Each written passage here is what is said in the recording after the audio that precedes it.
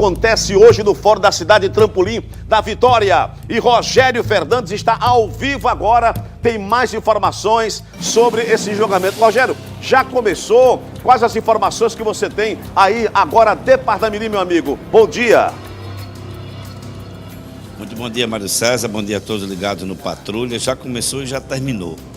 Mas foi só uma pausa para o almoço. Apenas 1 hora, portanto, de 11 a meio-dia, praticamente, estamos quase meio-dia, e o juiz, Dr. Marcos Sampaio, resolveu dar esse intervalo para o almoço, aí sim, logo depois, deve retomar com o primeiro depoimento da primeira testemunha, que é o delegado Cláudio Henrique, da DHPP, a Divisão de Homicídios e Proteção à Pessoa, que ficou à frente do caso e que indiciou os 4 policiais militares. Portanto, daqui a pouquinho recomeça. Mas, Mário, eu estive aqui desde cedo, vi toda a movimentação, a chegada de familiares, manifestação de um lado e de outro, e é isso que a gente vai mostrar agora, e depois a gente volta com outras informações aqui do Fórum em Parnamirim, Tabelião Otávio Gomes de Castro. Vamos ver a matéria. Um quarteirão na frente do Fórum Tabelião Otávio Gomes de Castro, em Parnamirim, foi interditado.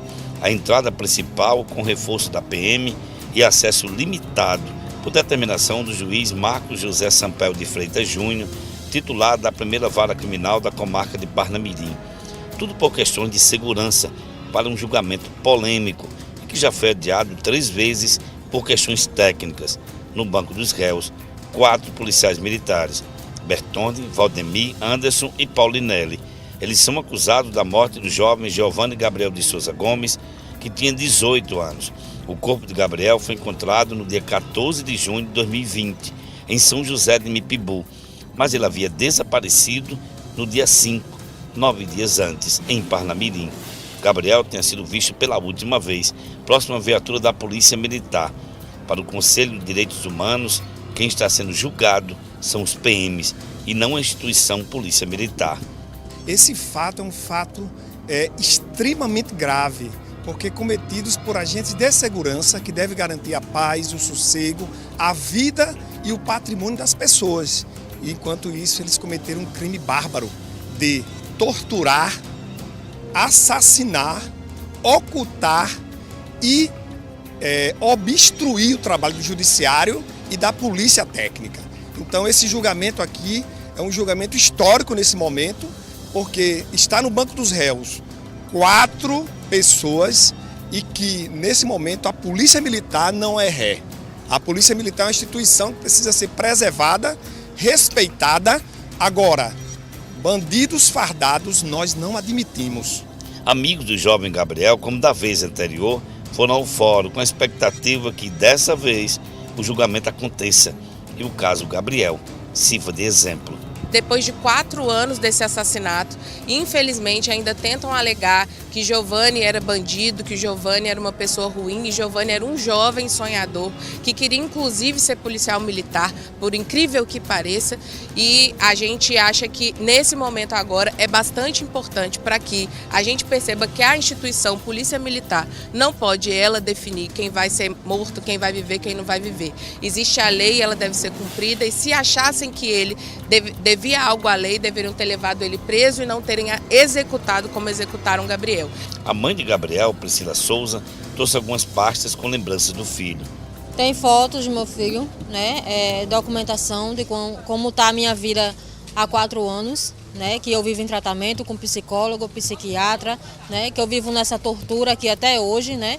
Que hoje, para me torturar mais, inventaram essa palhaçada aí de fechar a rua em frente ao fórum, né? Porque eu não sou criminosa, não. E essas pessoas estão aqui para me ajudar. Eu não estou lidando com gente de bem, não. Estou lidando com gente perigosa, com gente que é capaz de qualquer coisa.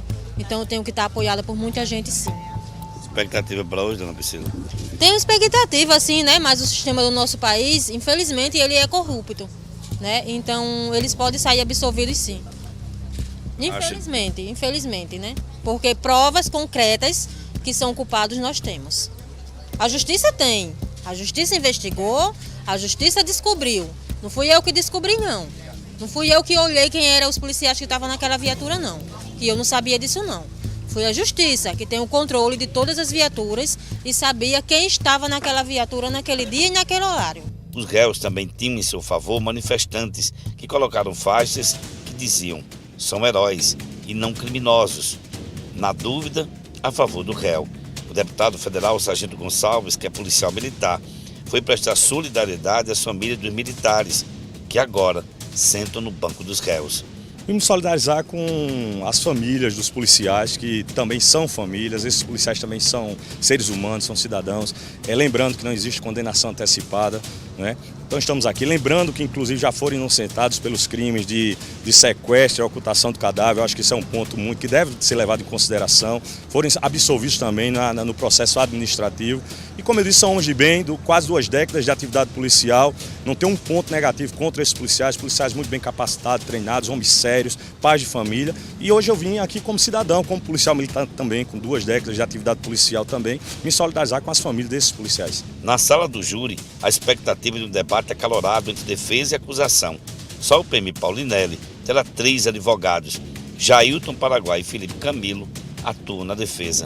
A defesa, a tese é a negativa de autoria, né? Mas a princípio vamos aguardar o trânsito do júri, né? Vamos ver como vai se dar essa instrução. É uma nova instrução, um novo momento processual, e vamos aguardar os debates, onde tenho certeza que vai ser garantido o direito de defesa, o devido processo legal e a ampla defesa.